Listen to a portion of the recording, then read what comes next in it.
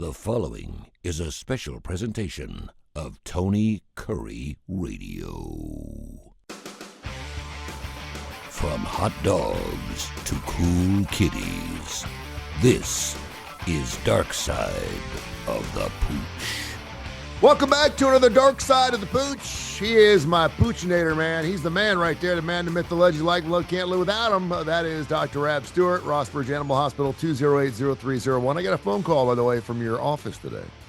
Notifying me today, because it's the only 208 exchange I get, notifying me that it was time for Rainer to come in to get his annuals and just to have his wellness a checkup, and I knew that because I called last week because I was going in to have him groomed, and of course, if you take him to one of these places like PetSmart or stuff, you have to have all their shots up to date. You can't take them in and groom them. They will not groom your animal unless they get their shots, which is great because if you're gonna get your dog groomed, you should be taking care of them. So I thought we'd start right there this morning or this afternoon or whenever you're listening to Dark Side of the Pooch. Info@TonyCareerRadio.net, by the way, for emails. We got some emails to get into as well.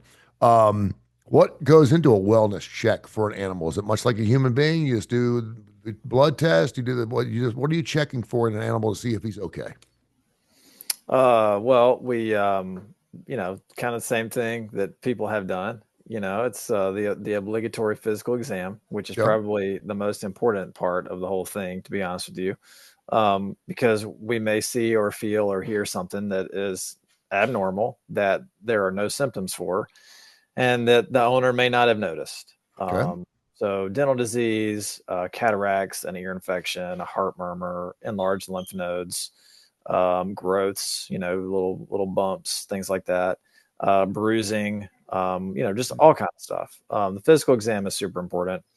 And then we're going to check in for heartworms, which are spread by mosquitoes. And if your pet's not on monthly heartworm prevention, please get them on heartworm prevention, because heartworms, they can be deadly, and it costs a lot to treat them, rather than just keeping them on the preventative. I mean, it'll cost you, oh man, $5 a month, thereabouts. That's $5 nothing. to $10 a month, to keep them from getting heartworms. And then we'll check them for intestinal parasites. Intestinal parasites are acquired by dogs eating things off the ground, drinking things off the ground. And that's pretty much it. Depending on their age, we might recommend a full blood panel, which checks organ function and red and white blood cell count and urine. But it's pretty.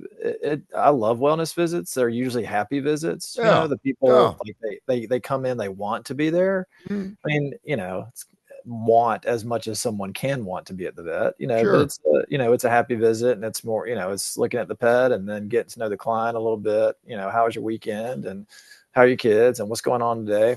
Because when you have when those sick visits come, you can still do that stuff, but there's a little more tension. The owner's worried, they are missing work, they're worried about the bill. It's just a little. It's not quite as fun of a appointment as a wellness visit. Yeah. Speaking of eating things off the ground, I've been walking my dog for 2-3 miles a day on average. He loves it. He's behind me right now. We're fixing to go on a walk as soon as we get done with the show. But recently, he's about 8 years old. I think he's about 8, maybe pushing 9. Just recently, in the last, say, 6 months, he is eating almost everything that he can find on the ground, whether it's goose poop, dog poop, any poop. If it's, I have to keep an eye on him. Now, I know he'll want to roll in it, but he's never done that.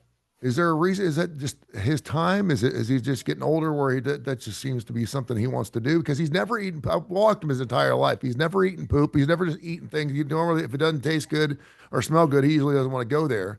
But is there a reason why he's doing that now all of a sudden? Sometimes they can have conditions that make them hungry as they get older. It's no big deal stuff. Yeah. But he might be hungrier than he has in the past, and so he's just trying to eat anything and everything, and that's what they'll do. So, and that's just almost like an advertisement for that blood work we were talking about. Okay. Yeah, there you go. Because I take him down this little lake, and I know that sometimes you talked. We had a whole discussion last week about want him to drink stagnant water, but he gets in the lake, and he's going to take a couple laps of the water, and it's fine. And I always bring a bottle of water with us, so he's getting the good stuff too. But I thought that it was interesting. I don't know why he seems like he's wanting to roll around in it a lot more. And obviously that's not a good thing when you just get your dog groomed and all of a sudden they want to start rolling around other dogs' poop. I got no answer for that. Yeah, I don't. Well, I mean, sometimes I think it's poop. I mean, sometimes I don't see anything, and he just wants to roll around in the grass. I'm just assuming that if he's rolling around in something, it's something that stinks because dogs like to roll around in stinky stuff. So I see if he's going to roll around in something in someone's yard, then right away I tip him off. But so yeah, I don't know. Anything going interesting at your office before we jump into some email questions? Anything that's blowing you away? Well, there is something kind of interesting that I was kind of working up today. Um, in dogs, it's really common that as they get older, they start to have protein in their urine. And a little bit of protein is no big deal. A lot of protein is a big deal, and there's lots of things that can cause increased protein in the urine. Okay. It can be just kind of the kidneys wearing out. There are infectious diseases. Um, so that is something that we're only going to see. You're only going to know about it if we run a urine analysis on a pet, and we Yeah. recommend that when they're 6 years or older, along with Yeah. blood work that we just talked about. But there's this really interesting phenomenon that can happen to certain dog breeds, and it's called glomerular disease. And basically, the little unit in the kidney that functions as the filter, Hmm. kidneys have, I mean, thousands of these things. They Yeah. function as little filters Uh-huh. for resorption of electrolytes and to, get rid of some electrolytes while keeping others. Basically, it's just a way to stay balanced. It's urine. Okay. Yeah. Yeah. So if you're drinking too much, you're going to get rid of a lot of water. If you're not drinking a lot, then you're going to get rid of a lot of electrolytes. So anyway, glomerular disease can happen for no apparent reason. You diagnose it by having a lot of protein in the urine, and there's a medication that you can give called telmisartan that decreases the protein that's being lost through the glomerula. Because if you have continued loss of protein through that, it's just going to worsen or exacerbate the disease process. So it's just a really kind of interesting thing that we're working up. Shelties seem to be really predisposed to it. Shelties is a breed that people love. So I would, if you've got a Sheltie out there and hadn't been seen in a while, then probably something you want to look into. No, very interesting. Thanks for sharing that. It is Darkside of the Pooch, Rossbridge Animal Hospital.vet. You can check that, or should I say .net? It is a vet.net or .org or .com, whatever, one of those dots, check it out. Just pull up Rossbridge, Google it, you'll find it. You know what I'm talking about. 208-0301-208. I don't know why I try to even remember these things because this is what people do anyway.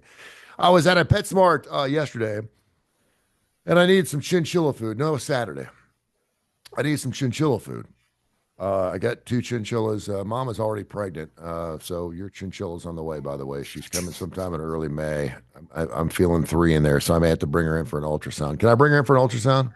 Oh, probably X-ray would be our best bet. X-ray, okay.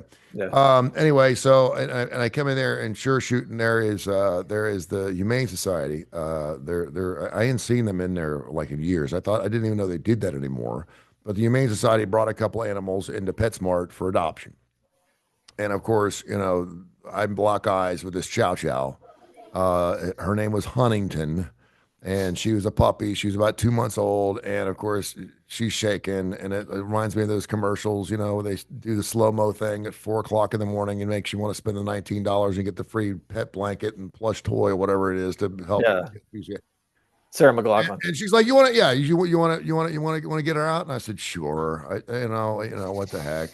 And of course, I lay her on my lap, and I mean, she's absolutely, she's just like she's lying. She ain't moving. I mean, she's mine. She's not going anywhere. And of course, they start talking to me a little bit, then I start getting into the fact that I lost a dog, and they're like, "Oh, this would be perfect for you." Da da da. And I said, "Well, Oh I my got another gosh. one on the car right now that is not going to like the way I smell." When I get out of there. What kind of questions should you ask? And the Humane Society here does a great job. They do wonderful work. They are packed up. But what kind of questions if you just walk in all of a sudden? Because I don't believe in coincidences. So I was like, okay, I'm coming in to get chinchilla food of all days. And here's this dog. I did walk out. I said, how long is she going to be here? They said, till 2. And I said, well, I'll tell you what. I will call at 2 to see if she's here. If she's here, I may come back. And thank God someone took her. They had all three adopted, so that's great. It's great for everybody. But what kind of questions should I ask if I'm going in? I'm a first timer and I don't really know what's going on as far as the shots. Why was she abandoned, or how she was abandoned? Can you ask questions like, was she abused? What kind of questions am I looking at? The most important question to me would be what medication has she been on? Okay. Like what have you been giving her?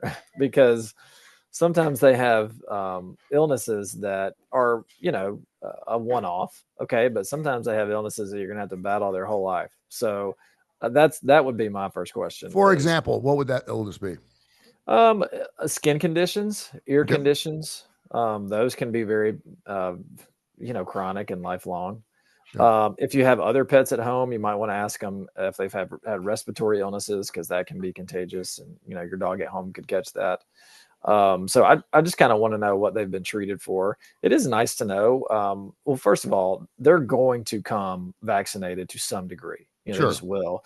It depends on how long they've been there. If they've been there a while, they're going to come fully vaccinated, and you're not going to have much to do at all. They're probably going to be spayed, neutered, fully vaccinated. Yeah. Um, and if they're not fully vaccinated, it just means they hadn't been there very long. But they're going to have something. But it's important to know, what else am I going to need to do and when? Yeah.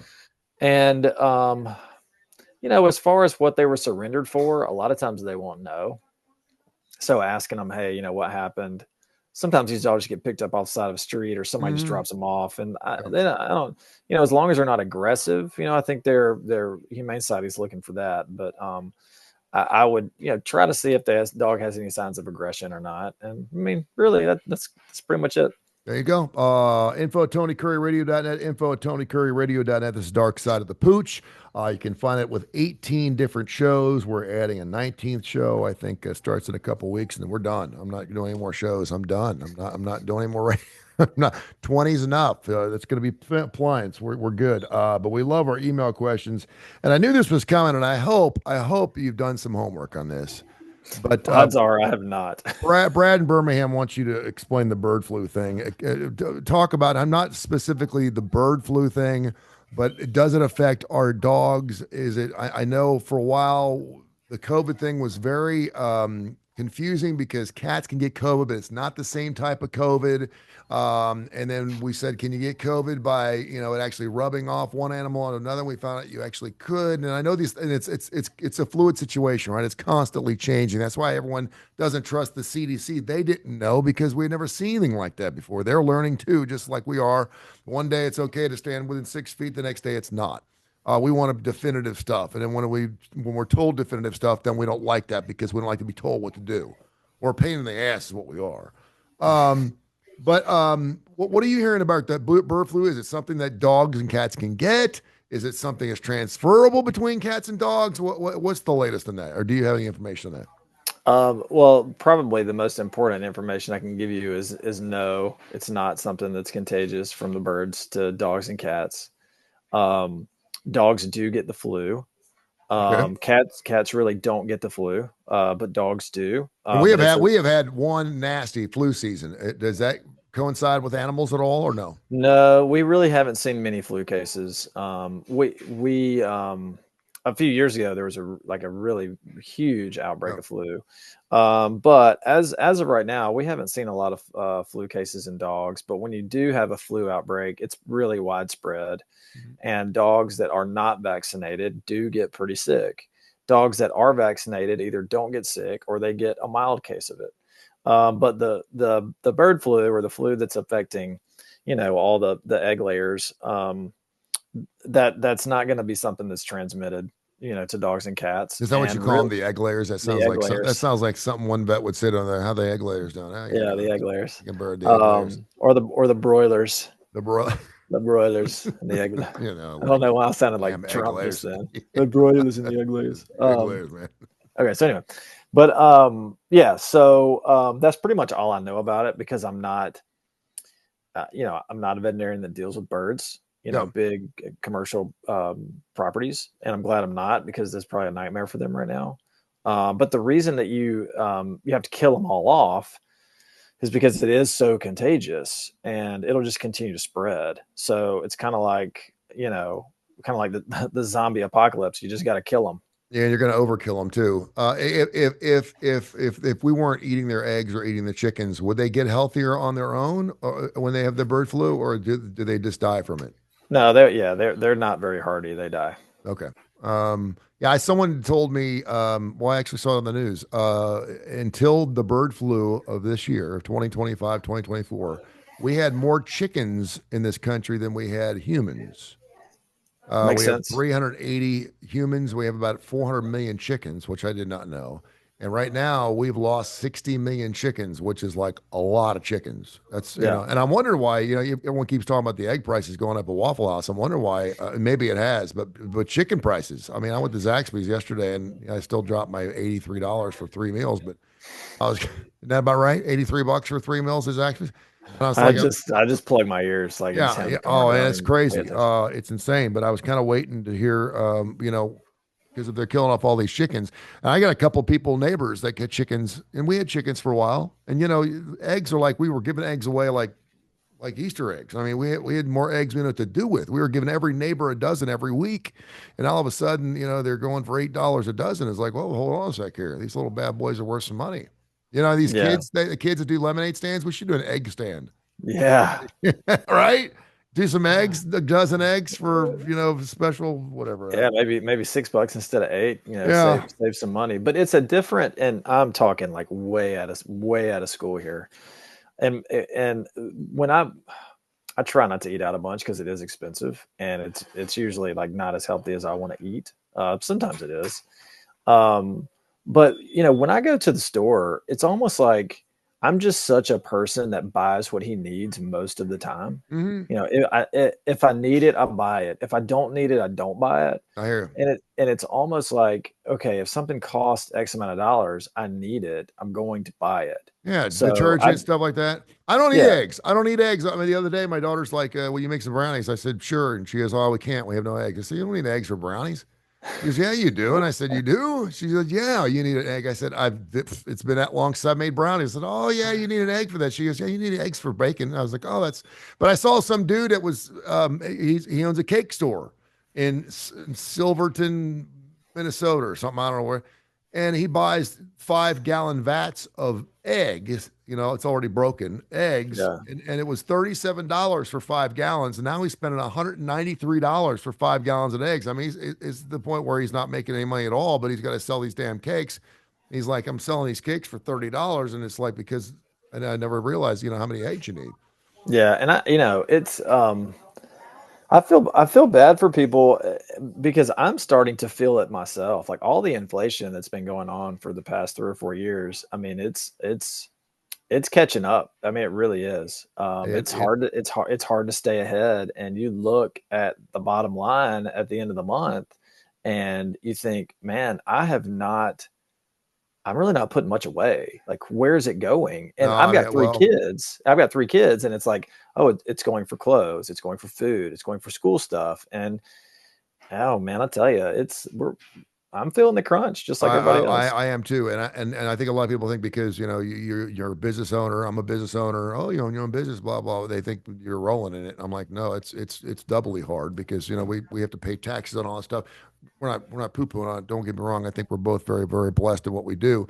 But no, I agree with you. It's funny because I mean I went to the grocery store on Friday or Saturday, I guess, and I was going to get groceries for the week, and I had to check my account to make sure that I had $400 in there. $400. I mean, I was like, what the hell am I doing? I was like, because I didn't know. Because if my daughter likes a couple fillets, that's $28 a pound. Now, I'm not saying I do that every time she comes over here, but I got a birthday coming up, and I thought, I'd like to have a special evening. But I mean, yeah, I mean, it's almost the point now, though, with our groceries. I'm not. It'll never be cheaper to eat out. But there It's still getting are. close. It's getting close. I mean, it really is. It's like, wait a minute. I mean, by the time you go to the grocery store, so yeah, kind of crazy stuff. I got some classic rock questions I'm going to ask you here in a second. One other question here from Seth. He wants to know what breeds of dogs and how rare is it to have two different colored eyes in dogs and or cats? That's a good question. Yeah. So I mean, any breed can have. It's called heterochromia. Heterochromia. Okay. Because hetero is different, and chromia, you're talking about colors No. basically. So it's heterochromia of the iris, and it's not breed specific. It's much more common in dogs and cats. Um, Although in cats, you can have it. It just looks a little bit different. And dogs, it's very stark. Like I mean, you'll notice it, and you'll see a dog that either has one brown eye, one blue eye. Mhm. But what's really cool is if you have a dog that has like half, like one eye is half brown and half blue. That's Oh, I've super never seen cool. that. Yeah, yeah, that's cool. Is it this Um, way or this way? it can be either way. It can be Wow, I've never horizontal, seen that. vertical, diagonal. Yeah, it's rare. And is it that way in both eyes? No, it can be both or just one. Wow, that's cool. That's how I learned Yeah, something new. I had a growing up, I had a Great Dane that was one blue eye, one brown eye, and Great Danes are one of the breeds that are a little more overrepresented when it comes to having two different color eyes. Mhm. But it can happen. It can happen in any breed. I have a friend of mine who's got a brown eye and a blue eye. The craziest thing is like, you like when you're a kid, like some things just kind of stick with you. Mhm. So in first grade, there was this girl in my first grade class. Her name was Lantana, and she had Lantana. one I she had like that. one blue eye and she had one brown eye. And Wow. like I never would have remembered her otherwise, Yeah. but memorable thing, memorable Lantana the eye trait. girl. Yeah, Yeah. memorable trait and memorable name. Lantana the eye girl. That's Yeah. pretty sweet. Were you a fan of Roberta Flack, or is that a little early for you? Oh, that's early for me. I need Yeah, some information. she passed away today. She was 88. Feel Like Making Love. Oh yeah. First time I ever saw your face. Killing Me Softly. Killing Me Oh, Softly with right. your song. Yeah. That was Roberta Flack. That was one of Oh her number wow. one songs. She passed away. So this site called the Top 10, which is followed by like 16 million fans. I went to their website for the first time. All they do is top 10 lists because we love lists. They recently, as a matter of fact, this past weekend, came out with the top 10 classic rock songs of all time. And of Oh course, I was wow. like, "Oh, well, man, I'm gonna have to see what this list is about," because you don't know what you don't know if this is some guy named Larry living in Aniana who's just putting this list and he's saying these are the top 10 songs of all time, and you don't know if it's his songs, you don't know if it's a. But this is according to like 100,000 people who voted on it, so I mean, it's a good sample size of music. So it's not you're not going to see an off cut of Devo in the top 10. Okay, so I thought I'm going to sit there and go, okay, I'll bet you I could get 5 out of the 10 because I'm going to think, okay, you're thinking Stairway big, to Heaven. big band. Stairway to Heaven. There's number one. All right, give me another one. It's Uh, not that hard if you really think about it. If you really think about it, are the Beatles included in the, classic rock, the or are they Beatles are not included included? in it, and they do have one song on the top 10. While my guitar gently weeps is a little too niche. Let me think here. It's not Hard Day's Hey, Night. Is it no, Hard Day's Night? it's not Hey Jude. It's not. I thought maybe it'd be Hey Jude or Let It Be. It is A Day in the Life. Wow, Yeah, that which made is the. I yeah. wonder what their criteria is. Is it records sold? Is it It, it, popularity? I it guess has we no don't it know. has no criteria, and that's the beautiful thing about this test, if you will. Because everyone was writing in whether it was number one singles, whether it was a song they had there at their wedding. Everyone had different criteria and why they thought these were the greatest classic rock songs of all time. So Yeah. give me a couple other ones. I know you can nail a couple right off the top. More Than a Feeling.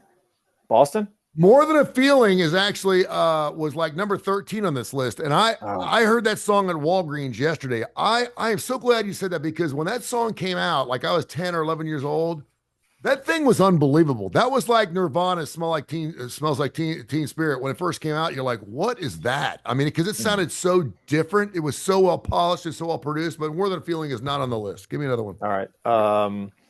You got a Queen song on there. I bet you got I a do. Queen song. It'd be number two, yes. It's got to be Another One Bites the Dust. No, that is also number 14. Bohemian Rhapsody would be number two. Okay. And All right. you can make an argument that if we didn't have Wayne and Garth, we wouldn't have that song number two. Because I mean, that song was That's great. true. That song was great and stuff. But that movie brought that song back. I mean, it charted higher the second time than it did the first. There's some kind of trivia question there with that song. It's like one of the few songs to be number one in two different decades or Hmm. something, and Yeah. it's because of Wayne's World. Yep. Does Zeppelin have another song on there? Zeppelin actually does have another song on here. Do they? No, they don't. No, they do not have. Kashmir was honorable mention. Okay. And Immigrant Song was an honorable mention, but not on the top 10. Okay. If I tell you the groups, you're going to know it. You want me to tell you? Yeah, tell me the groups. The Eagles. Oh, Hotel California. That's number 3. Leonard Skinner. Oh, is it Freebird? It's got to be Freebird. Yeah, that's number 4. The Who. Oh, Won't Get Fooled Again. Or is it Bob O'Reilly? Is it Bob O'Reilly? Thank you very much. Bob O'Reilly would be number 5. Very good, but Won't Get Fooled Again is honorable mention. Number 6 is a player here. This is one that I'm so glad it's on this list, because when I hear about this, this is quintessential, fantastic classic rock, and it's from a band called Kansas. Can you name the song? Oh, it's not Dust in the Wind. No. Is it you have to give it to me. Carry On My Wayward Son. Yeah, that was I just come up with a title. Pink Floyd actually has 2 songs on this list. They have the number 7 song and the number 10 song. Would you like to take a stab at both of those? It's Darkside and Wish You Were Here. Darkside is not on here. Wish You Were Here is number 10. Number 7 is Comfortably Numb. Oh, that's a great song. Yeah, That's one of my favorite guitar solos of all time. And Scott, we got to have some Stones on here. The Stones are number 9. That's our final one. Very good. And I will give you a lollipop if you can tell me which Rolling Stones song. Now, I will tell you, and I'm going to tell you right now, it's not Satisfaction. Satisfaction has been known, certainly through Rolling Stone magazine, as the greatest rock and roll song, melodically speaking, written of all time, numerous times. But Satisfaction is not in the top 10, but it is a Rolling Stone song, and it's sitting there at number 9. And when I saw it, I was like, really? Because it's not one of my favorite Stone songs. It's an older one. Is it Painted Black? Is it Painted Black? It is Painted Black. Very good. Very nice. Wow, yeah, I'm surprised. Impressed. Well, I'm surprised by Painted Black too, because it has that long sax solo at the end. Yeah, which I love. Mm-hmm. But it's not. It might not be the most radio friendly song in the world.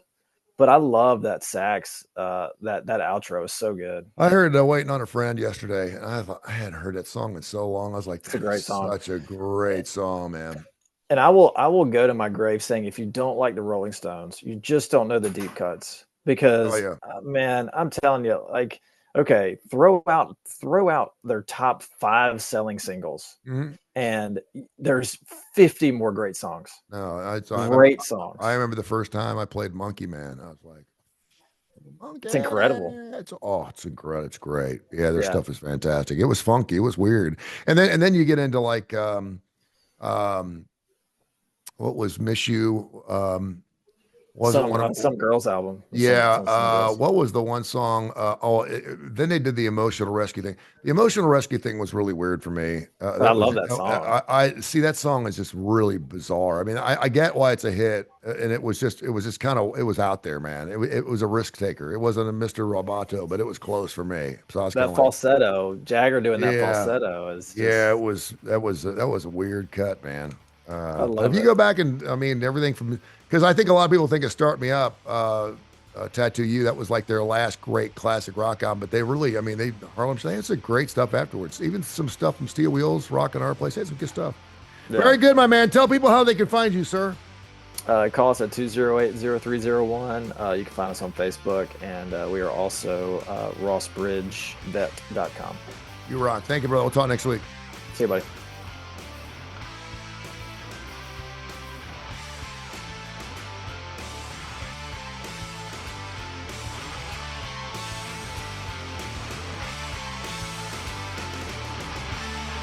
This has been a special presentation of Tony Curry Radio.